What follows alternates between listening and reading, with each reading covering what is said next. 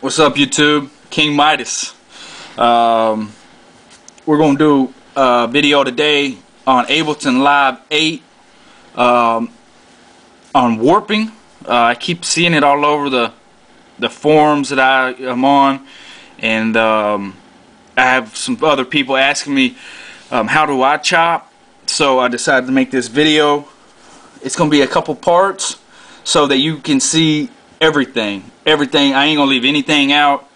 So after you watch this video at least one time, you should be able to load up a sample, chop it out, and either A, send it inside of Ableton to your pads, or export your chops individually. Tedious work, by the way, and load them onto your MPC.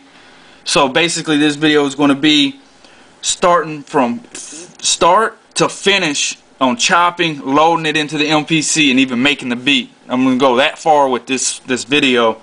So it's going to be several different video parts. So let's get into it. Let's not waste no more time talking. Let's do it. So it is a new live set, and you always load up as default with one audio track and one MIDI track. There's no reason to have this MIDI track, so I'm going to go ahead and delete it out. Then I'm going to change into linear mode. There's a little circle right here with three bars going left to right.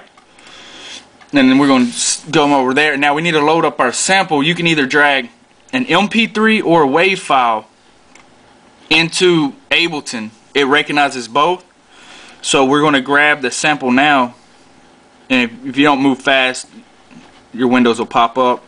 I close them because I don't use Ableton no more since I got the MPC. And you can see the sample's loaded, and the file name of the sample is right here in the bar, the colored bar. You just want to double click on it, and then it'll pop up down here with Ableton's default warp markers, which we know ain't going to be to our liking. So we need to listen to the sample where Ableton's got it started and see if that's where we want to get it started, which I'm going to tell you now, it's not going to be.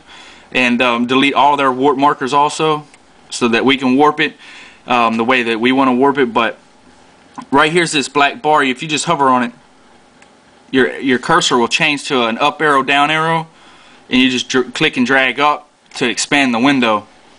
And then to zoom in, you'll see your bar count, and just come over here to the 1.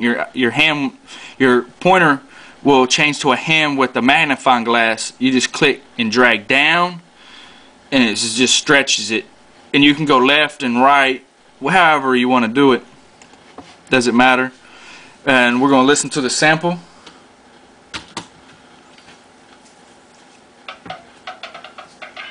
Alright, cool.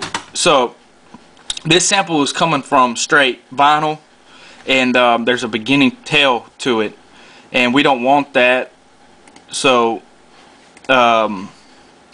we need to zoom in, and right here's where the sample actually starts on this one. And right here, and you got a bigger gray bar and then a thin gray bar, and then that thin gray bar are some like light gray down arrows, and that's where Ableton sees that there's a waveform, and that's where you can start by double clicking on that first one and set a warp marker. But if you notice on this one, there's a little section, just a very teeny piece right here, a little bitty piece that it don't matter. I'm not taking this section, but if you wanted to include that, you just delete that warp marker and just come over just a hair and grab it in like that. But it's alright for this one. So you got your first warp marker, and you want to get Ableton to start the sample right here. So you right click on that warp marker, and you come down and choose the function set 1.1.1 here, and you notice that Ableton took that piece out of the sample, but it's still there though. It's just not going to play that area. And now we need to delete all of Ableton's preset warp markers. So right click again on that first warp marker, and then choose warp from here, and in parentheses it's going to say straight. So now all of Ableton's warp markers are gone. See? They're gone. I mean, I got two over here, but I ain't worried about them. So cool. I'll see you at part 2.